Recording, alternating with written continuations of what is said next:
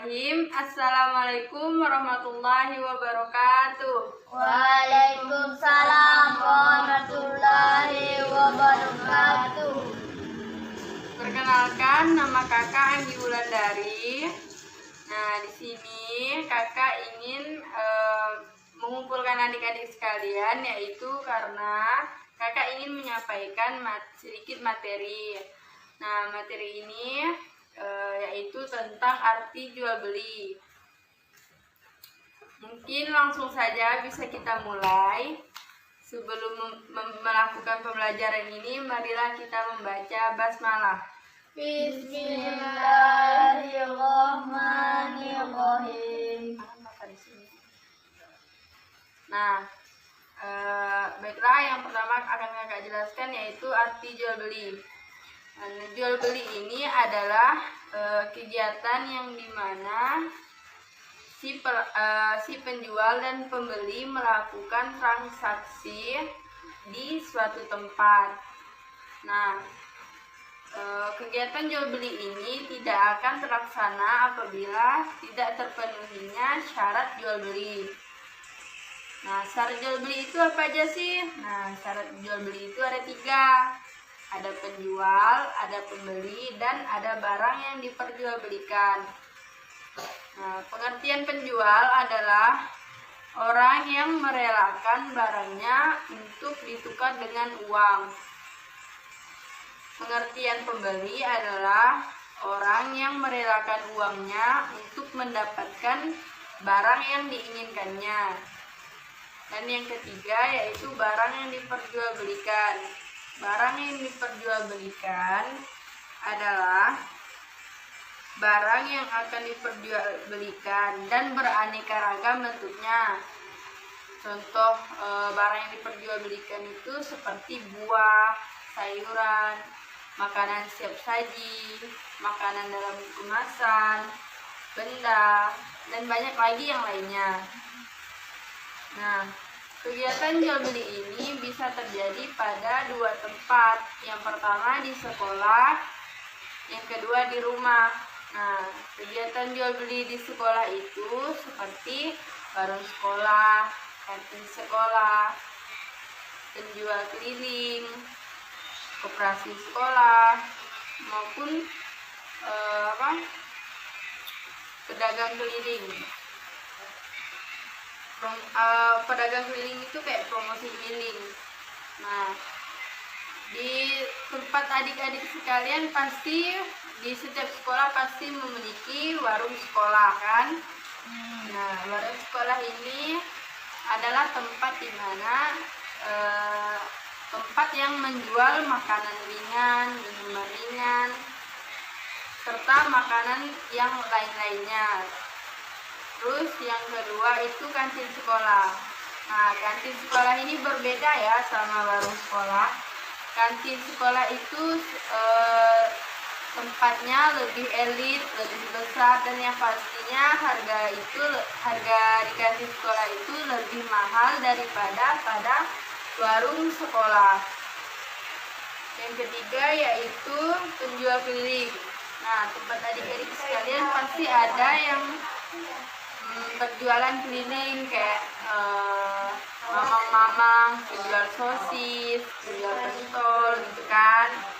Banyak lagi yang lainnya. Nah, di situ sudah pasti harganya ya cukup lah untuk adik-adik sekalian, kantong saku adik-adik sekalian. Yang keempat yaitu koperasi sekolah. Nah, koperasi sekolah ini terdapat pada lingkungan sekolah yang dimana biasanya penjualnya itu ya orang-orang sekolah yang menjual seperti alat tulis, buku tulis, peralatan tulis yang lainnya. Yang ketiga yaitu promosi keliling. Nah, promosi keliling ini biasanya identik dilakukan kepada guru-guru, ataupun kalau yang penjual promosi keliling yang datang pada kelas-kelas itu seperti menjual buku-buku, menawar buku cerita, banyak lagi yang lainnya. Nah, jadi itu adalah kegiatan jual beli di lingkungan sekolah. Baiklah, yang di sini apakah paham? Paham. Lanjut. Nah, yang kedua yaitu kegiatan jual beli di lingkungan rumah. Kegiatan jual beli di lingkungan rumah ini seperti toko kelontong, warung makan, toko sepeda, apotik, pasar swalayan, dan juga pasar tradisional. Nah, toko kelontong ini yaitu toko yang menjual barang-barang pokok kebutuhan sehari-hari seperti beras, minyak, gula, dan banyak lagi lainnya kebutuhan sehari-hari. Nah, itulah toko kelontong. Nah, yang kedua yaitu warung makan. Nah, sudah pasti sesuai nama warung makan. Ya pasti menjual tentang makanan sudah jadi.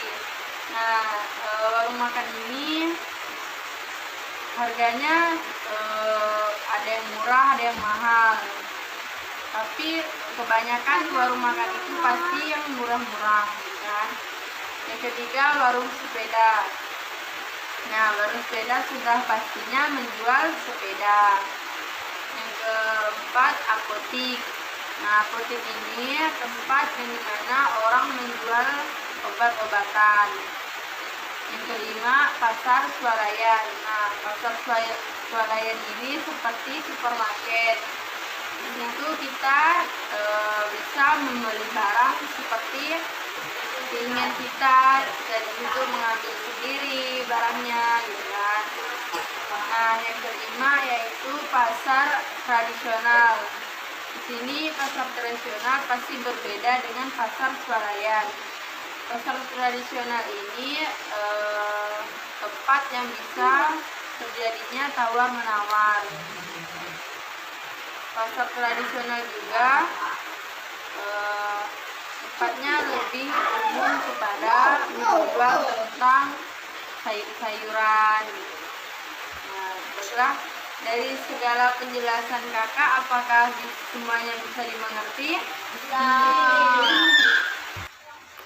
Nah, baiklah, penjelasan kakak kan sudah selesai, dan tadi sudah adik-adik sudah bilang kalau adik-adik sekalian paham apa yang kakak jelaskan. Nah, di sini kakak akan melakukan tanya jawab kepada adik-adik.